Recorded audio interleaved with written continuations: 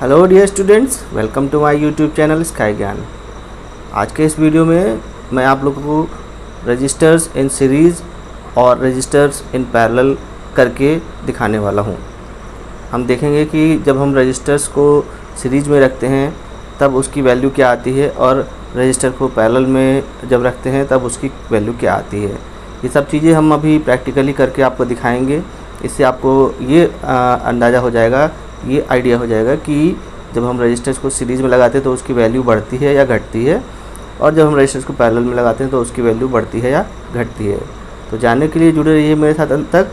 Video अच्छा लगेगा तो प्लीज़ लाइक कीजिएगा, चैनल ज़रूर सब्सक्राइब कीजिएगा और इस वीडियो को ज़्यादा से ज़्यादा शेयर कीजिए। ठीक है, चलिए आइए देखते हैं कि रजिस्टर्स इन सीरीज़ और रजिस्टर्स इन पैरेलल में कनेक्शन करने पर क्या रिज़ल्ट आता है। ओके, चलिए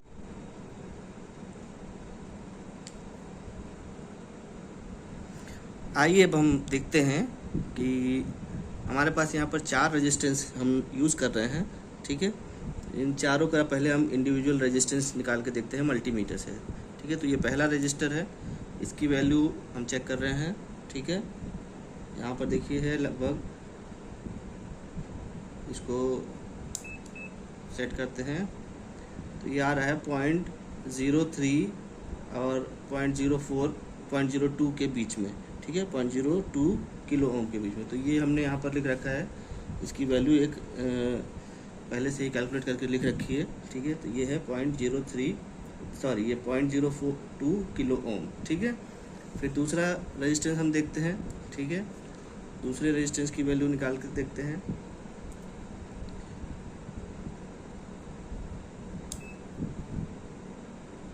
इसको अलग अलग सेट करके हमें देखना पड़ेगा कि किस रेंज का ये रजिस्टर है। ये देखिए आ रहा है 0.36 या 0.37 मेगा ओम। ठीक है,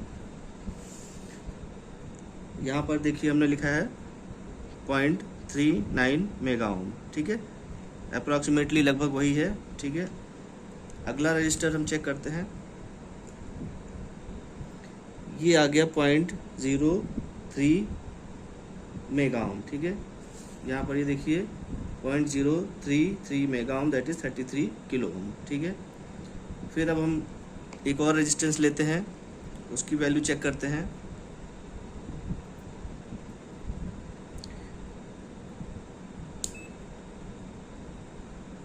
ये आ गया 0.3 किलो ओम। ठीक है, 0.3 किलो ओम, ये आ गया 3.5 किलो ओम। ठीक है, उस समय जब मैंने इसको चेक किया था तो ये 3 किलो ओम का कुछ दिखा रहा था।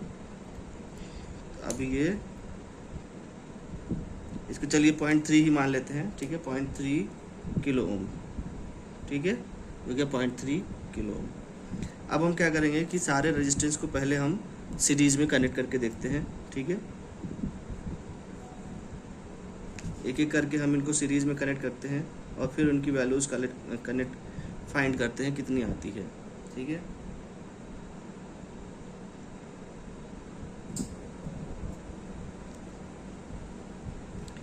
हमने इनके ये चारों रेजिस्टेंस को सीरीज में कनेक्ट कर लिया है और अब हम इसको मल्टीमीटर से चेक करते हैं कितना वैल्यू आता है इसका। ठीक है,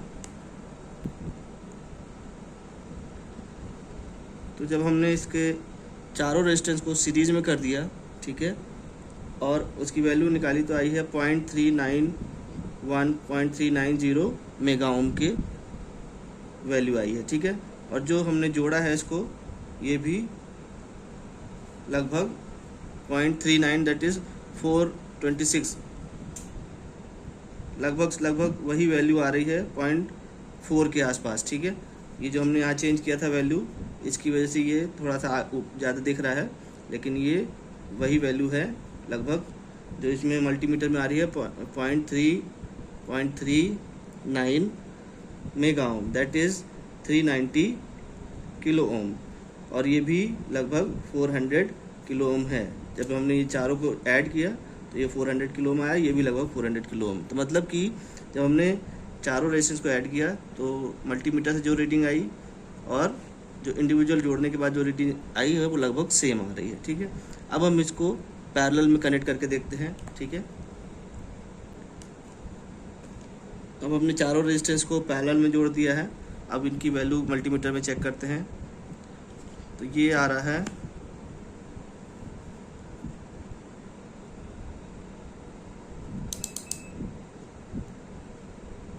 20.6 ओम। ठीक है, 20.6 ओम।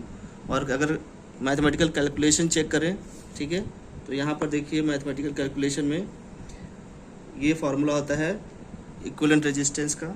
ठीक है, इनका इंडिविजुअल हमने ये निकाल लिया और इनको जब ऐड किया, फिर उसके बाद जब हमने इसका इन्वर्स किया तभी आ गया 19.8, दैट इज़ अप्रॉक्सीमेटली 20 ओम। ठीक है, तो इससे हमें क्या पता चला कि रेजिस्टेंस जब हम सीरीज़ में ऐड करते हैं तो वैल्यू उनकी ऐड हो जाती है, बढ़ जाता है, और जब रेजिस्टेंस हम पैरेलल में निकालते हैं तो ये रेजिस्टेंस इक्विवेलेंट डिक्रीज़ हो जाता है। ठीक है, तो आज हमने प्रैक्टिकल करके देखा कि रेजिस्टेंस सीरीज़ में हो तो रेजिस्टेंस बढ़ जाता है और रेजिस्टर पैरेलल में हो तो ओवरऑल इक्विवेलेंट रेजिस्टेंस घट जाता है। ठीक है, थैंक यू।